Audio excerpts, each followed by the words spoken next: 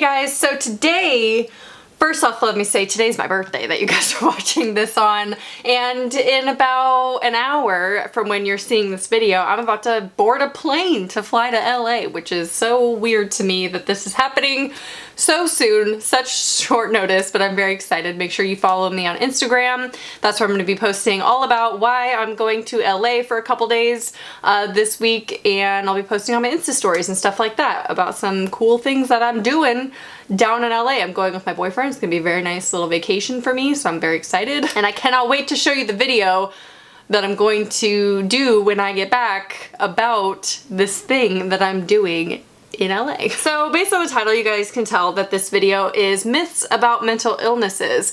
And I've actually, this is kind of a combination of a couple videos that I've done in the past. Myths about psychology, which I did last year, and then also mental illness stereotypes that I did last year as well. Myths about psychology is definitely more related to psychology rather than, you know, straight up mental illnesses. And then my stereotypes of mental illnesses was more about the stereotypes than it was about like myths about it, which myths, stereotypes kind of go hand in hand, so it's kind of touching on both of those things in this video. But this one we're going to talk about specific mental illnesses and some myths about them that I just want to debunk and put out into the world so we can educate some people and, you know, get them to stop thinking these things. Okay, I lied. The first one that we're going to talk about is not specifically about one particular mental illness. It can be related to a lot of different mental illnesses, but that is the myth that you cannot ask someone about committing suicide or if they've had thoughts of suicide, because that'll just put the idea in their head. Now, I took a mental health first aid course. I did a whole video on my experience with that and some things that I learned, but this is also one of the major things that I learned, and that they reiterated to us that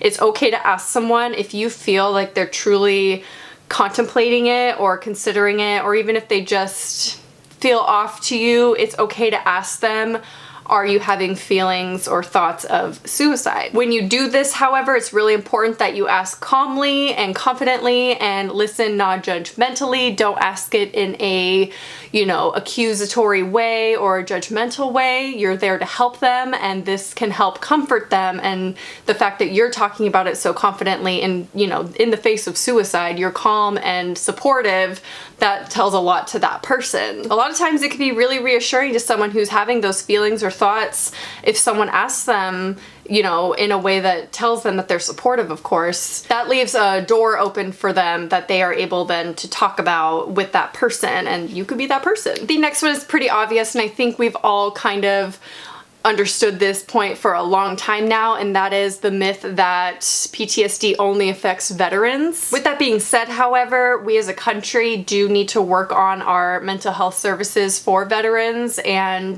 to help them with the emotional consequences of war. But they are of course not the only ones to experience PTSD. It can happen to literally anyone experiencing any kind of trauma in their life, and that trauma can be however small or large. There is no minimum trauma requirement to experience symptoms of PTSD or even be diagnosed. There's a quote by Viktor Frankl, who is a concentration camp survivor, and he says, "An abnormal reaction to an abnormal situation is normal behavior." And PTSD doesn't just affect those who already have existing mental health problems. It can affect anyone, even if they are generally mentally healthy. The next myth is that substance addiction is a choice, not a disease. This is obviously a controversial topic because yes, it is their personal choice to take the drug or, you know, do the drug, whatever it may be. But once it becomes an addiction, it does in fact become a disease. It needs to be looked at that way. A lot of times when people are going through addiction, they cannot do it alone. They need medical treatment and help. And it's very likely that those who have a substance use disorder are self-medicating for another mental health problem, and it's co-occurring with either a mood disorder, anxiety disorder, or a psychotic disorder. And those with a mood or anxiety disorder are twice as likely to develop a substance use disorder. Next myth kind of covers a couple different mental illnesses, and that is people who are diagnosed with mental illnesses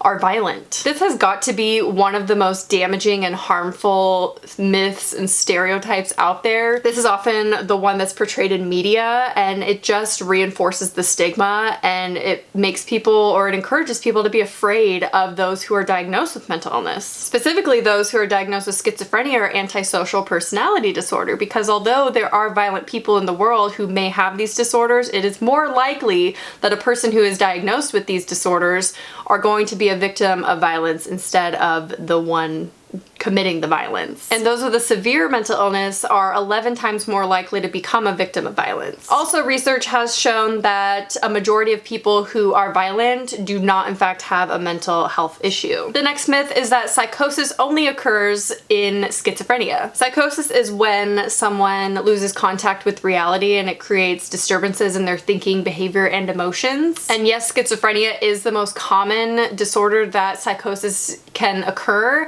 but it can occur also in bipolar disorder and depression. The next one is a disorder that I have not talked a lot about on my channel, and I do get requests to talk about it a lot, but it's just something that I personally have no experience with, and I don't actually know or have a lot of education about it. So the myth is that if you have ADHD, that you are immature and out of control and have to be medicated. Now, I don't know much about it, but I do know of people who have ADHD and they lead perfectly normal, healthy lives and have healthy relationships. I know that there are a lot of stereotypes about ADHD, and actually Allie Hardesty here on YouTube has done a bunch of videos on her experience with ADHD, so I will link her video playlist up here. So if you want some more information of someone who's actually experienced it, I would recommend checking out her videos. But it isn't a disorder that only occurs in children, and it's not something that you just grow out of as you get older. Also, women are just as likely to have ADHD, but because of the stereotype and the myth that boys experience ADHD more, that reinforces the diagnosis of boys being diagnosed more often than girls. And the last myth is that recovery from mental illness is linear. A lot of people like to believe as soon as you realize you need help and then you get help and then you're cured.